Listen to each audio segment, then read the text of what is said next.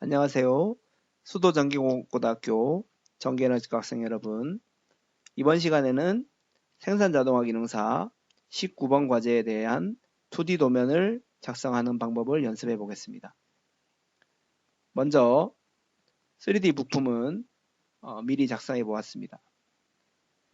새로 만들기를 클릭하고 매트릭 스탠다드 템플릿 매트릭에서 ISO.IDW를 선택하고 작성을 클릭합니다. 우리가 윤곽선과 중심마크, 표제란, 그리고 수험자 정보와 스타일 편집기는 앞쪽에서 많이 설명하였으므로 생략하도록 하겠습니다. 여러분들은 동영상을 잠시 멈추고 표제란과 윤곽선, 중심마크, 수험자 정보, 그리고 스타일 편집기를 설정하시고 시작하시기 바랍니다. 그러면 미리 설정된 도면을 불러오겠습니다. 자, 19번 과제는 단면선이 AA가 표시되어 있으므로 평면도부터 먼저 배치해야 합니다. 그래서 뷰 배치에 기준을 선택하고 자, 평면도 부분을 적절한 위치로 클릭하여 수문선이 필요하므로 은선을 그대로 두고 확인을 클릭하겠습니다. 그러면 도면과 같이 배치가 됐습니다. 다시 등각토장도까지 배치하겠습니다. 뷰 배치에 기준을 클릭하고 홈뷰를 F6을 클릭하겠습니다. 그래서 등각토상도를 오른쪽 위쪽에 배치하고 음영 처리한 다음 확인하겠습니다. 자, 단면 작업을 해보겠습니다. 자, 뷰 배치 메뉴에서 단면을 선택합니다. 그리고 단면 처리할 평면도를 한번 클릭해 준 다음 단면선이 지나가는 두 점을 찾아야 되는데 추적점이 따라오도록 바깥쪽으로 첫 번째 점을 클릭해 주고 오른쪽으로 이동해서 두 번째 점을 클릭합니다.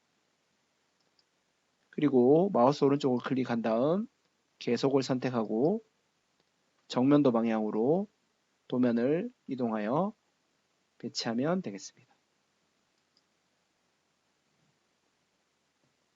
자, A 1:1 부분은 아래쪽으로 이동하여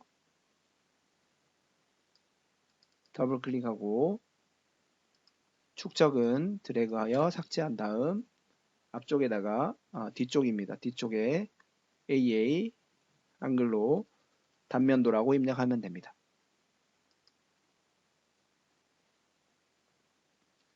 먼저 중심선들을 표시해 보겠습니다. 평면도에서는 도면을 약간 위쪽으로 이동해 보겠습니다.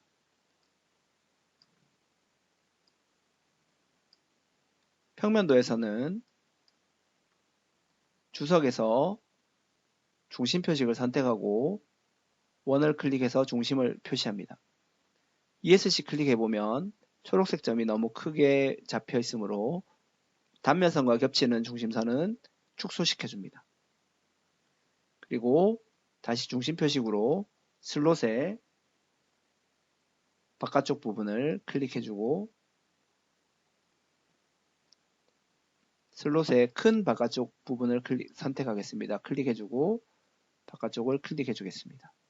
그리고 ESC를 클릭한 다음 조절점을 이용해서 슬롯의 중심들을 표시하겠습니다. 연장해서 표시하면 됩니다. 자, 그러면 평면도 부분은 중심선이 표시가 되었고 정면도 부분은 모두 일자 중심선으로 작업하면 되겠습니다.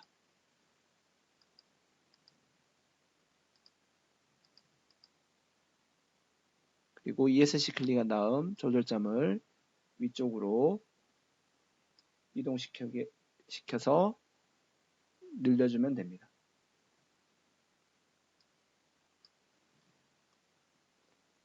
왼쪽 부분도 중심선이 아래쪽까지 조금 내려와 있는 것 같습니다. 자, 이렇게 중심선을 모두 표시하였습니다. 자, 이제 치수를 입력해 보겠습니다. 평면도의 치수입니다. 먼저 길이 치수부터 입력하겠습니다. 치수 중심선의 중간점에서부터 62mm 치수가 되겠습니다.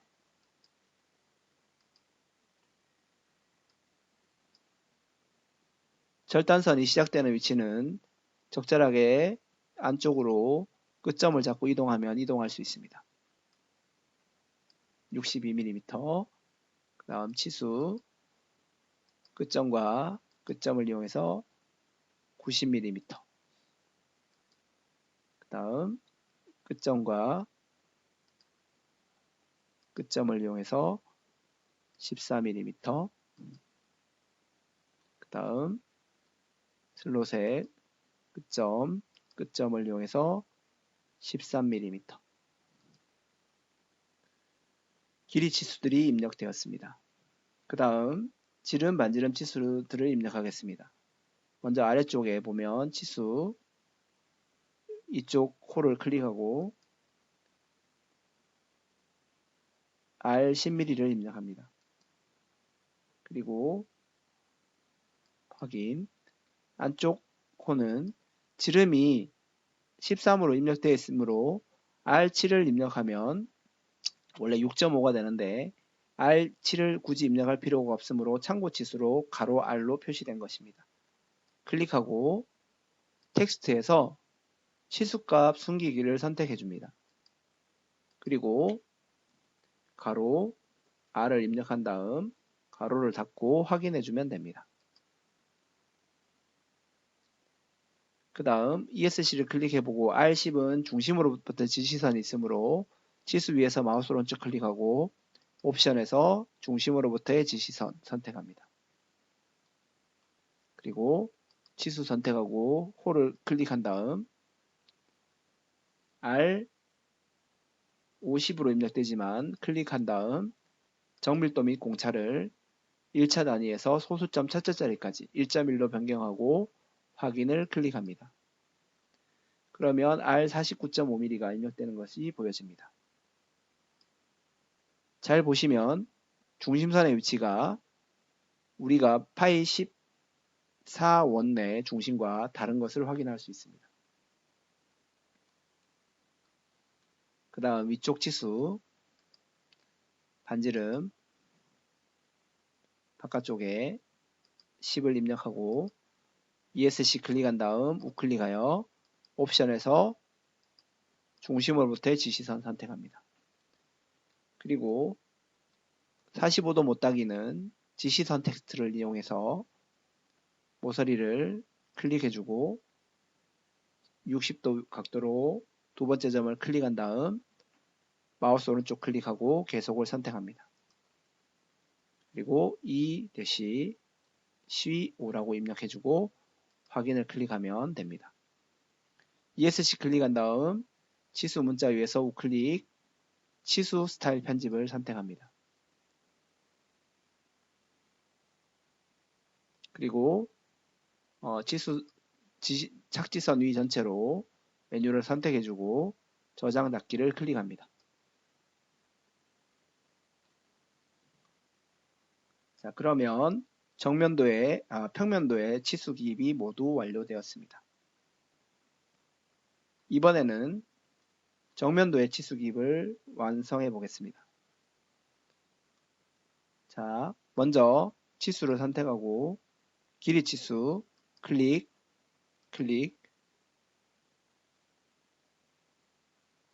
클릭하면 14만 입력되어 있는데 뒤쪽에 끼워 맞춤 얼마나 꽉 끼워 맞추거나 헐겁게 끼워 맞출 거냐 하는 기계 요소 표시 기호가 되겠습니다. 그래서 H7로 입력해주고 확인을 클릭합니다.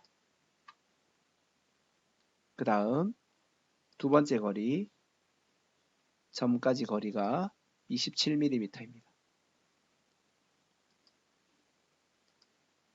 그 다음 거리는 68mm.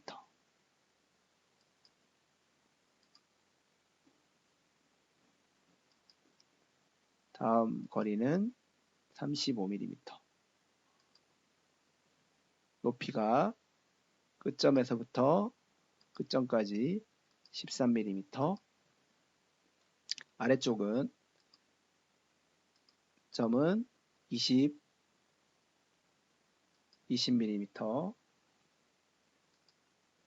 그래서 ESC를 클릭하고 문자를 클릭하여 왼쪽으로 조금 이동하여 중심선과 겹치지 않도록 치수 보조선과 겹치지 않도록 이동하였습니다. 다시 치수를 선택하고 끝점과 치수의 중간점 거리가 13mm. 그 다음 끝점과 중심선의 끝점과 다음 중심선까지 거리가 24mm. 높이가 9mm. 그리고 끝점과 높이가 30mm.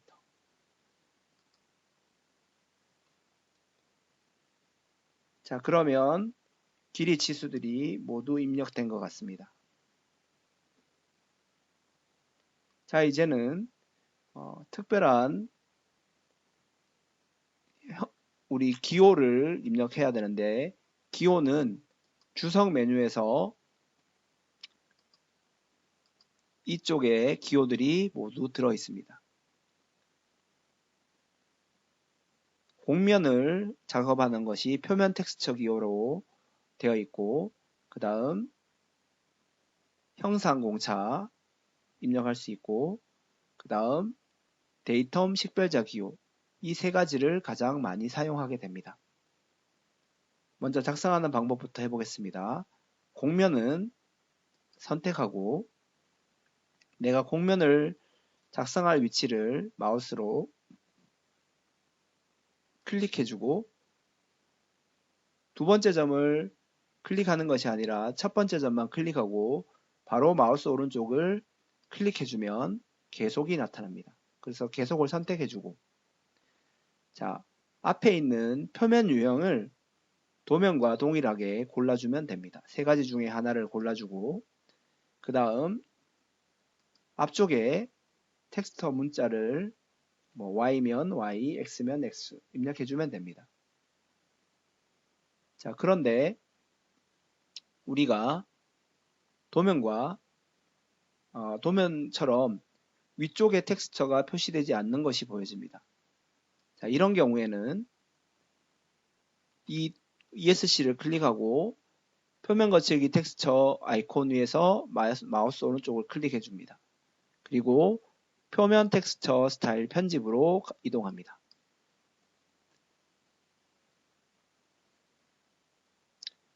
그러면 다른 건 손대지 않고 표준 참조해 보시면 목록들이 나타나는데 우리가 ISO 1302-2002라고 되어 있는 것이 보일 것입니다. 그래서 이거 메뉴를 선택한 다음 두 번째 그 바로 위에 있는 1302-1978로 선택해주고 저장 닫기를 클릭해줍니다. 그리고 나서 ESC를 클릭하고 이 표면 텍스처 기호를 다시 더블 클릭해 보겠습니다. 자, 그러면 아까 있던 이 위치에 있는 Y를 A- 위치에 Y로 입력하고 확인해 보겠습니다. 그러면 텍스처 기호가 위쪽으로 확인되는 것을 볼 수 있습니다. 그래서 잘 정확한 위치에 배치되도록 해주시면 됩니다. 나머지 방법도 텍스처를 동일하게 원하는 위치에서 클릭, 바로 마우스 오른쪽 클릭 계속 모양을 바꿔주고 위쪽에다가 Y를 입력합니다. 반대쪽도 그래서 표면을 어떤 형태로 가공할 것인지를 약속하는 기계 기호가 되겠습니다. 계속 닫기 Y 형태 클릭. 자, 그러면 표면 거칠기가 모두 입력되었습니다. 이번에는 형상 공차 부분인데, 형상 공차는 기호의 아래쪽에 보면 형상 공차 부분이 있습니다. 입력하는 방법은 지금 이제 배치되는 위치가 이쪽 화살표 끝쪽에 배치되는 것을 볼 수 있습니다. 그래서 조금 형상 공차를 입력할 때 하나의 팁을 드리자면, 이 끝점에 붙어 있다고 하더라도 끝점을 클릭하고 두 번째 수직을 잡아주고 두 번째 점을 클릭하고 그리고 마우스 오른쪽 클릭하여 계속 클릭하면 자, 모양이 우리가 원하는 모양과 다른 형태로 나타나는 것이 보여집니다. 그래서 이런 경우에는 형상 공차를 선택해주고 이 시작하는 지점을 화살표 끝이 아니라 다른 위치를 클릭해줍니다. 이쪽 위치를 클릭하겠습니다. 다른 위치를 클릭해주고 수직으로 화살표 방향을 수직이 되는 상태로 잘 맞춰주고 수직이 맞춰졌으면 두 번째 점을 클릭합니다. 그리고 나서 마우스 오른쪽 클릭하고 계속을 한번 눌러보겠습니다. 그러면 우리 도면과 같은 모양이 나타나는데 자, 하는 방법은 기호에서 먼저 원하는 도면과 같은 기호를 선택해주고 공차 값은 공차 있는 값을 그대로 0.0.09로 입력해주면 됩니다. 그리고 데이텀 기호를 빈칸에 A라고 입력해주고 확인을 클릭합니다. 그리고 나서 조절점을 가지고 원하는 위치로 왼쪽으로 이동하면 되고 위쪽 조절점도 원하는 위치로 화살표에 맞추어서 이동해주고 왼쪽도 수직으로 맞추어서 도면에 맞도록 수직으로 이동시켜주면 되겠습니다.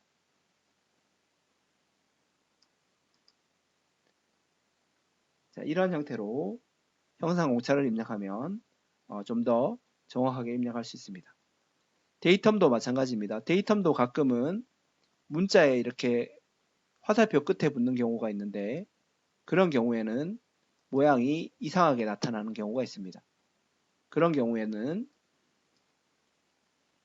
마찬가지로 데이텀도 화살표를 피해서 시작하고 두 번째 점을 클릭한 다음 데이텀 기호를 입력하고 확인을 해보면 이런 식으로 입력이 됩니다. 그래서 여기에서는 시작점 화살표가 다른 위치이므로 적절한 점을 클릭해주고 두 번째 점을 클릭한 다음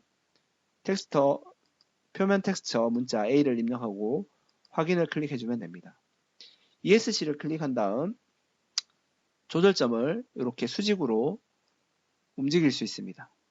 너무 가까이 붙으면 이렇게 붙어버리므로 적절하게 떨어뜨려서 배치해주면 되고 위치는 원하는 위치로 이동할 수도 있습니다.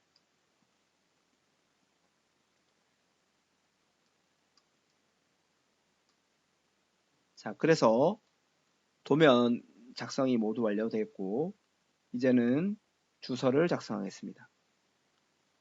텍스트를 이용하고 주소를 입력하는 위치에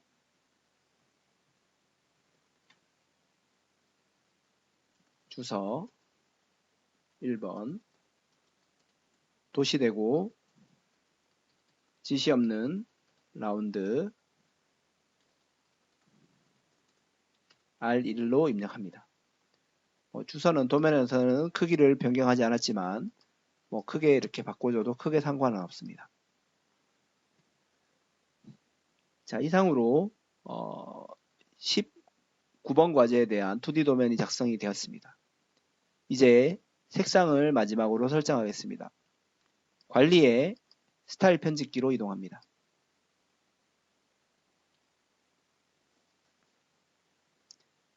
도면층에서 목록을 하나 선택하고 색상을 추가로 변경돼야 될 것은 경계는 하늘색, 외형선은 초록색, 수문선은 노란색, 제목이 표제란입니다. 표제란은 하늘색, 그리고 치수 문자색은 치수는 노란색 문자 색상입니다. 노란색으로 선택하고 저장 닫기를 클릭합니다. 그리고 지시선으로 입력된 문자는 더블 클릭하여 색상을 노란색으로 변경해 주면 됩니다.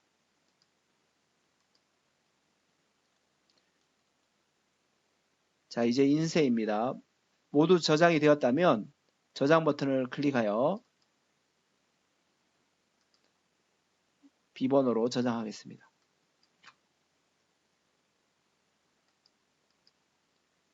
자, 그래서 2D 도면과 3D 도면을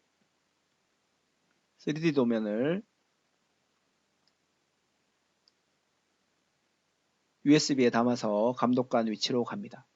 그리고 인쇄 버튼을 클릭한 다음 연결된 프린트를 설정하고 선택하고 특성에서 용지 크기를 A3로 A4로 되어 있거나 하는 경우 A3로 변경해주고 확인을 클릭합니다.